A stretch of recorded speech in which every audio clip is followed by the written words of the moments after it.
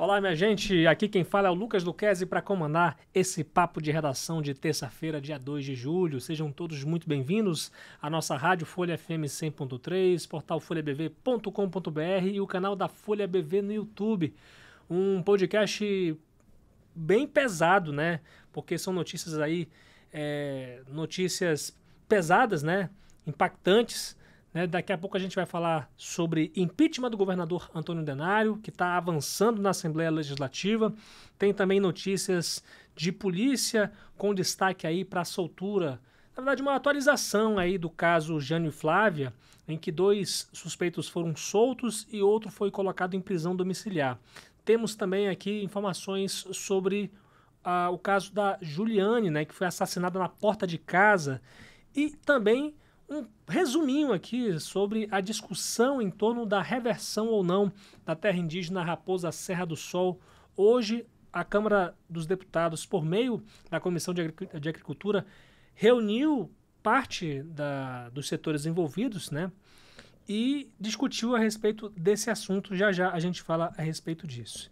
Deixa eu primeiramente dar as boas-vindas aqui e anunciar a presença aqui da Marília Mesquita, minha colega de redação. Seja muito bem-vinda em primeiro lugar aqui ao nosso podcast, Marília. Oi, Lucas. Oi para você que está acompanhando o nosso papo de redação aqui pelas ondas da 100.3 e também pelo nosso canal no YouTube. Marília, daqui a pouco a gente vai falar muito, né, sobre esses assuntos de polícia, assuntos impactantes, inclusive desse caso da Juliane, que até o momento a gente não teve uma atualização, né, e a gente foi atrás de umas novidades a respeito disso. Já já você fala disso. Mas antes, vamos logo impactar o nosso público, porque veja bem, gente, pela primeira vez, desde que o governador Antônio Denário virou governador, ele recebeu aí 7 denúncias, acho que 6 ou 7 denúncias de impeachment, né, por crimes de responsabilidade. E no mês passado, 3 rivais dele, que são aí o Hudson Leite, o Juracy Escurinho e o Fábio Almeida, apresentaram uma denúncia robusta, um pedido de impeachment do governador Antônio Denário por crimes de responsabilidade. Já já eu resumo rapidamente que tipos de crimes são esses. E hoje a novidade é o seguinte, que o presidente da Assembleia Legislativa de Roraima, Soldado Sampaio, do Republicanos, recebeu o pedido de impeachment contra Denário por crimes de responsabilidade. Esse mesmo pedido de impeachment que eu falei aí, protocolado por esses 3 rivais de Denário na eleição passada. O Sampaio despachou essa denúncia para a Comissão Especial do Impeachment, responsável aí pelo parecer sobre essa representação. E aí os líderes dos partidos na casa têm 72 horas para indicar os membros que vão compor esse colegiado. E aí, se porventura estourar esse prazo, o próprio presidente da Assembleia vai ter que indicar esses membros dessa comissão para poder, então, claro, segundo ele, respeitando aí a proporcionalidade partidária no Poder Legislativo. O chefe do Legislativo explicou ainda que o governador de Roraima vai ter direito à ampla defesa e ao contraditório e, portanto, vai ter a oportunidade de se defender das acusações em até 10 sessões na comissão. Que esse ato do presidente da Assembleia no recebimento é exclusivamente verificar a aptidão e procedibilidade da denúncia. O deputado Soldado Sampaio também disse que os documentos que sustentam essa representação indicam o mínimo de plausibilidade exigida pela jurisprudência pátria e de que não há dúvidas de que as acusações formuladas pelos denunciantes são gravíssimas. Há, portanto, justa causa, considerando a responsabilidade do governador denunciado nos autos. E aí, o Soldado Sampaio faz um esclarecimento importante a respeito desse juízo prévio de admissibilidade da denúncia, né, de receber essa denúncia. Ele disse que não se examina a procedência ou não das denúncias, mas sim a existência de requisitos mínimos formais e materiais e indícios de materialidade e autoria. Não há qualquer condenação prévia, enfatiza aí o presidente da Assembleia. E, resumidamente aqui, gente, o que diz aí essa denúncia, né? É um documento de 42 páginas que eu vou aqui apenas citar o título de cada denúncia, né? O Hudson Leite, o Juracy Escurinho e Fábio Almeida acusam o governador de uma série de acusações, na verdade, apresentam uma série de acusações, incluindo aí abuso de poder político e econômico, desvio de recursos públicos, nepotismo, superfaturamento de contratos e gestão inadequada de programas sociais e recursos destinados à saúde e infraestrutura. Realmente é uma denúncia muito séria, muito robusta, né, sobre várias acusações, e que agora é mais um passo aí também para demonstrar um pouco essa reação do presidente da Assembleia em relação ao rompimento aí com o governador Antônio Denário. E é pela primeira vez, gente, desde que o governador assumiu o seu mandato e enfrentou, né, na verdade, esses pedidos de impeachment, é a primeira vez que uma denúncia acaba indo longe, né? Acaba indo para uma comissão, e essa comissão aí vai ter essa responsabilidade de emitir um parecer a respeito dessa denúncia, se ela é plausível ou não, se ela vai avançar ou não. E claro, a gente vai estar sempre acompanhando, até porque se trata de um assunto de extremo interesse público, envolvendo aí a autoridade maior do nosso estado de Roraima. Então, agora sim, Marília Mesquita está aqui comigo, porque ela vai falar sobre esses assuntos aí bombásticos, diga-se de passagem, né, Marília? A gente tem novidades aí a respeito do caso Jânio Flávio, né? Parece que até o momento a gente não tinha nada a respeito disso, e aí, de repente, a gente foi atrás de saber como é que está a situação, e a informação que a gente tem é que 2 suspeitos foram soltos pela justiça, de participação na morte do casal Jânio Flávia, e um que estava preso foi colocado em prisão domiciliar. Enfim, resume pra gente aí o que diz a nossa reportagem sobre isso. Isso, Lucas. A Justiça ela revogou a prisão preventiva de Genivaldo Lopes Viana, de 53 anos, e Luiz Lucas Raposo da Silva, de 35, e converteu a prisão temporária de Johnny de Almeida Rodrigues, 33 anos, em domiciliar. Eles são 3 dos 5 suspeitos de participar do assassinato do casal Jânio Bonfim de Souza, de 57 anos, e da Flávia, de 50 anos, que teria sido motivado pela briga por uma área equivalente a 167 campos de futebol no município do Cantá. No caso de Viana e Silva, a decisão foi publicada pelo ministro do Superior Tribunal de Justiça, o STJ, Reinaldo Soares da Fonseca, e o juiz estadual Breno Coutinho, da 2ª Vara do Tribunal do Júri e da Justiça Militar, formalizou o cumprimento da ordem superior proferida no âmbito de pedidos de habeas corpus e fixou 5 medidas cautelares aos acusados. As medidas são: informar e justificar suas atividades à Justiça a cada 2 meses, informar o endereço e telefone de contato atualizados e comunicar qualquer mudança, cumprir a proibição de ausentar-se de Boa Vista sem prévia autorização judicial, comparecer à Justiça todas as vezes em que for chamado ou intimado para atos processuais e cumprir a proibição de manter contato por qualquer meio ou pessoalmente com os investigados e testemunhas do inquérito policial conduzido pela Polícia Civil. Por sua vez, Rodrigues foi colocado em prisão domiciliar por decisão da Câmara Criminal do Tribunal de Justiça de Roraima, após sua defesa alegar que ele não tem relação com o crime e argumentar que a detenção temporária carecia de fundamentação. Então, foi isso aí que aconteceu nesse caso. Até o momento, a gente tem aí também outros atores desse crime, né? Que a gente também tem informações de que um está preso, outro está foragido, né, Marília? Isso. Até o momento, o capitão da Polícia Militar, Welton John da Silva de Souza, de 48 anos, ele segue preso, enquanto o Caio de Medeiros Porto, 32 anos, aguarda o julgamento de um pedido de habeas corpus para derrubar a decisão que ordenou sua prisão preventiva. O policial pediu a revogação da prisão temporária e aguarda parecer do Ministério Público de Roraima. Por sua vez, o empresário apresentou um pedido de habeas corpus para derrubar. Muito bem, e também tem outro caso aí que a gente foi atrás de saber como é que está essa situação, porque foi muito estranho, né? uma jovem foi baleada na cabeça, na porta de casa. E você vai me falar aí quando é que aconteceu isso, né? Relembrar, na verdade, quando é que aconteceu isso.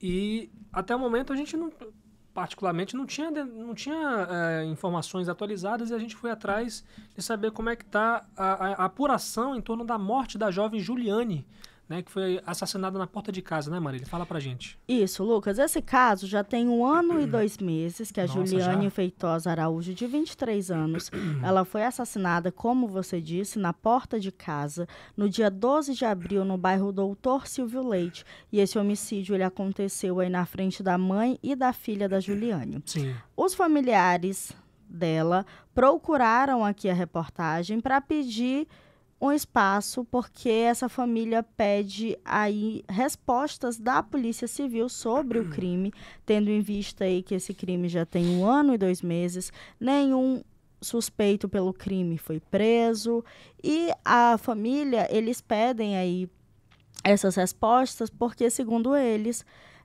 a Polícia Civil, isso são palavras da família, não sou eu que estou dizendo, Sim. volto a reforçar aqui, porque as pessoas têm essa dificuldade, às vezes, de entender, verdade. né, que o jornalista não sou eu que estou dizendo, eu sou apenas um canal para essa Claro. família. E a família afirma que a Polícia Civil fez descaso por esse caso. A família questiona que por que ninguém foi preso, tendo em vista que esse caso teve bastante repercussão aqui quando aconteceu. Tem câmeras de segurança que mostram o momento aí em que a jovem é morta, o veículo que foi utilizado nesse crime, e a família alega que a polícia não fez nada, alega também que a arma do crime não foi localizada, e o principal suspeito, que é o Elielson da Silva, ele é apontado aí como o mandante desse homicídio e também o que estava dirigindo o carro, que ele é conhecido aí como Didi, ele segue foragido. E aí a polícia, essa família pede informações aí da Polícia Civil, pede respostas da Polícia Civil para que os acusados aí por esse crime sejam presos. Na nossa matéria tem também aí a motivação, que teria sido a motivação do crime. Então vai lá acessar folhabv.com.br, que tem a foto do Elielson. Se você viu o Elielson por aí, tendo em vista que tem um mandado de prisão contra ele, então se você viu o Elielson, liga para a polícia para que ele seja preso e essa família tenha um pouco de paz. Em relação a esse caso, nós procuramos a Polícia Civil. Então eu comecei essa matéria, ela já tem aí alguns dias, porque eu ouvi a família da Juliane na sexta-feira, eu ouvi 2 irmãos dela. Sim. Eles vieram aqui na Folha, fizeram todo o seu relato, e na segunda-feira eu comecei a produção aí dessa matéria. Entrei em contato com a Polícia Civil e fiz os devidos questionamentos sobre como está aí o andamento do inquérito, se já foi instaurado, como é que está, também como é que, se eles têm informações sobre o paradeiro do Elielson. Deixa eu pegar aqui bem direitinho o que foi que eu perguntei. Que eu perguntei o seguinte: como é que está o andamento das investigações em relação à morte da Juliane? Perguntei também se a polícia tem informações sobre o paradeiro do Elielson, qual foi de fato a motivação do crime, o autor dos disparos, se foi identificado, se ele já foi preso e se esse inquérito ele já foi concluído.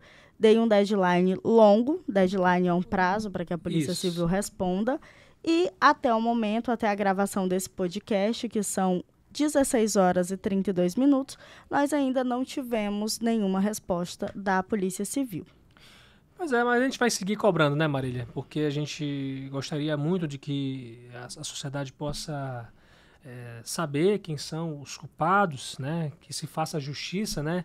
E que esses caras realmente possam ser localizados para que esses caras, ou esse cara, né, como está sendo apontado como um suspeito aí de ter executado. Se bem que, na verdade, foi um carro, dois, né? O Elielson, ele seria, de acordo com a família, o Elielson, ele seria o mandante do crime e ele era o que estava dirigindo.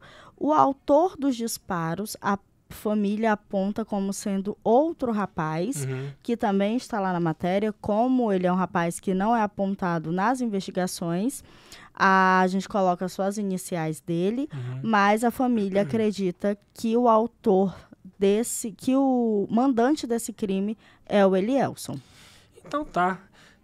Vamos acompanhar, evidentemente, né, o transcorrer, e se a gente, porventura, tiver uma novidade a respeito do caso da Juliane, a gente vai estar aqui falando no Papo de Redação, também divulgando para vocês, nossos ouvintes, nossos internautas, acompanhar a nossa cobertura aqui. E para fechar, Marília, um adolescente ou uma adolescente, você vai me confirmar aí, de 13 anos, acusa o padrasto de estupro lá no município de Bonfim, né? Isso. A adolescente, ela tem 13 anos e ela acusa o padrasto dela, que tem 23 anos, ela o acusa aí de ter cometido o crime de estupro. E esse caso aconteceu lá no município do Bonfim, nessa segunda-feira, e aí esse homem acabou sendo preso pela 5ª Companhia Independente de Polícia de Fronteira, que é a 5ª CIPIFRON, e a adolescente, ela foi levada até o quartel da PM e informou à guarnição que durante a madrugada teria tido relações sexuais com o padrasto no estádio municipal Abraão Félix de Lima. Os policiais foram até a residência da vítima, onde estavam dormindo a mãe dela e o suposto infrator. Questionada sobre a acusação de estupro de vulnerável, a genitora da adolescente negou saber de algo e afirmou que a filha havia sumido e não teria voltado mais para casa. A mãe teria dito ainda que havia passado a noite em uma festa com o padrasto dessa menina e que haviam ingerido bebida alcoólica. Durante a busca pessoal no suposto infrator, ele deu sinais de visível estado de embriaguez, porém nada de ilícito foi encontrado. Também foi verificado que ele apresentava arranhões nas costas. Então ele foi preso, levado para a delegacia e o conselho tutelar também foi acionado. Tá certo, Marília. Agradecer demais aqui mais uma vez a sua participação aqui no nosso podcast e desejar com que a gente traga boas notícias sobre todos esses casos que a gente aborda aqui, né, gente?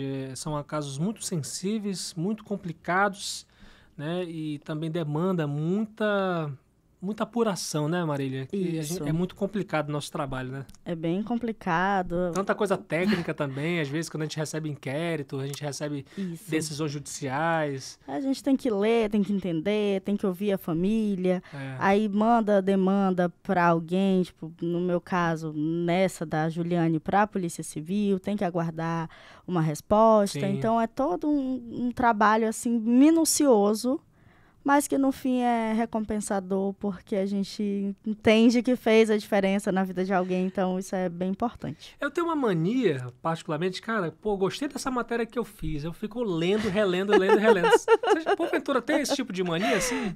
Às vezes eu fico pensando no trabalho que eu tive. Você tipo chega a reler assim, depois de publicado? Leio.